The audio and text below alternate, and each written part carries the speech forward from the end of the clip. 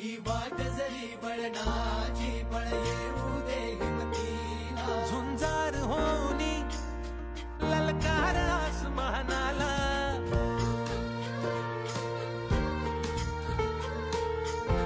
लावणी कपारी माती हे झेपचतीच्या पाठी हुंकार भरारीसाठी पेटू दे मनाच्या वाती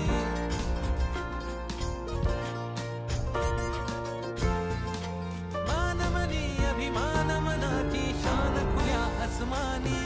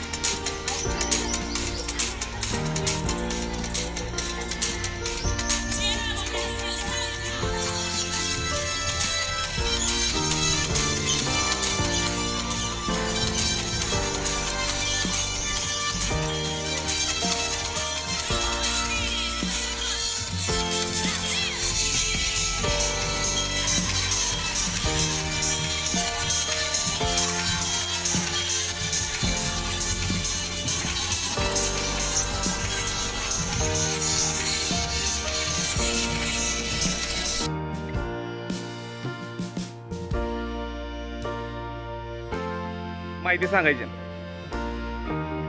थोडं पुढे अशी या पुढं या पुढं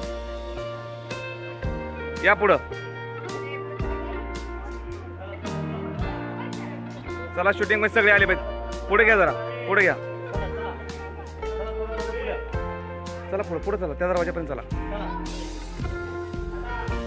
चला त्या दरवाजापर्यंत चला पुढं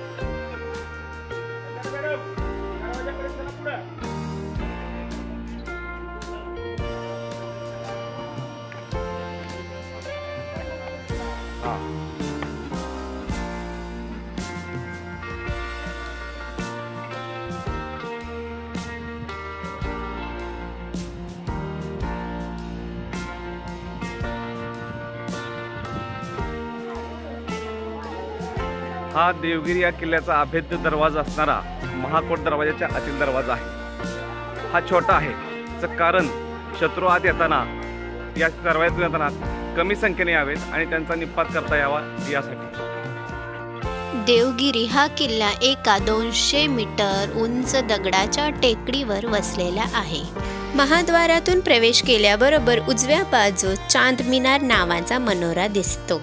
एकदा शंकर पार्वती सारेपाट खेळत होते त्यात पराभूत झाले शंकर आणि रागाने वेरूळच्या अरण्यात निघून गेले। पार्वती भिल्लिणीच्या वेशात म्हैसमाळच्या डोंगरात राहू लागली। या भिल्लिणीवर शंकर अनुरक्त झाले आणि त्यांनी देवांना वेरूळ परिसरात येण्यास मनाई केली आणि जवळच असलेले ज्या डोंगरावर देव राहू लागले तो देवगिरीच डोंगर होय।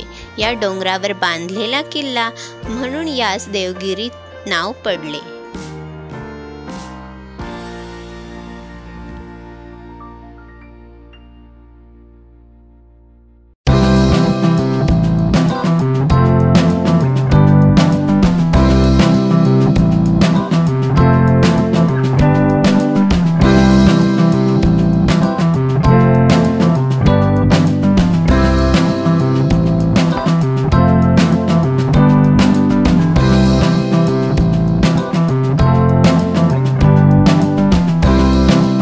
सैराट या चित्रपटातील हे झाड आणि विहीर करमाळा तालुक्यामध्ये विहीर आणि झाड इथे सैराट या चित्रपटाची शूटिंग झाली आहे।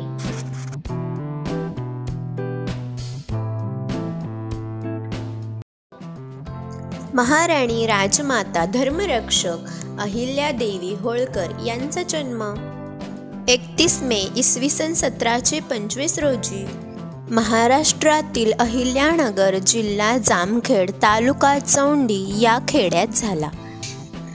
इंग्रजी लेखक लॉरेन्स यांनी अहिल्यादेवी यांना भारताच्या कॅथरीन दी ग्रेट एलिझाबेथ मॅग्रिट असे म्हटले आहे. थोडक्यात रशियाची राणी कॅथरीन द ग्रेट आणि इंग्लंडची राणी एलिझाबेथ, डेन्मार्कची राणी मॅग्रिट यांच्याशी त्यांची तुलना केली आहे.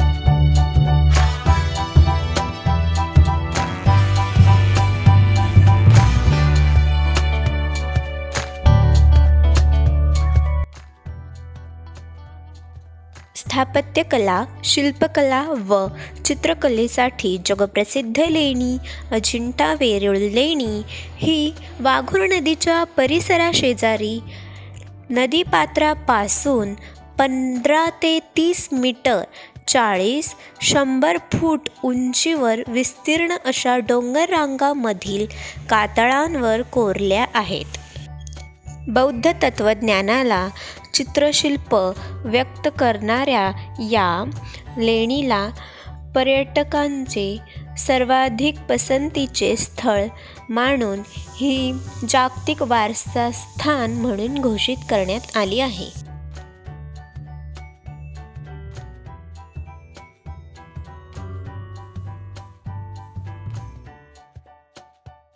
या लेण्यात बुद्धांच्या जीवनातील प्रसंग कोरले गेले आहेत. तसेच हत्ती, घोडे, मगर यांची चित्रे सुद्धा कोरलेली आढळतात.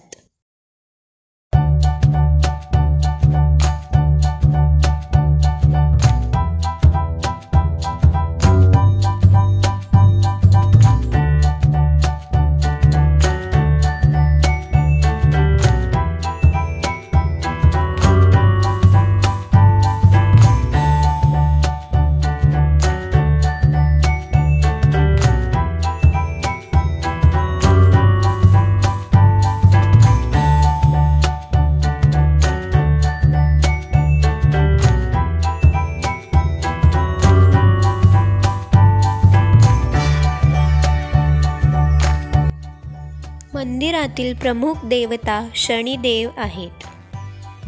शनी शिंगणापूर मंदिराचे मुख्य देवता स्वयंभू आहे, जे स्वतः काळ्या दगडाच्या स्वरूपात पृथ्वीतून प्रकट झाले आहे.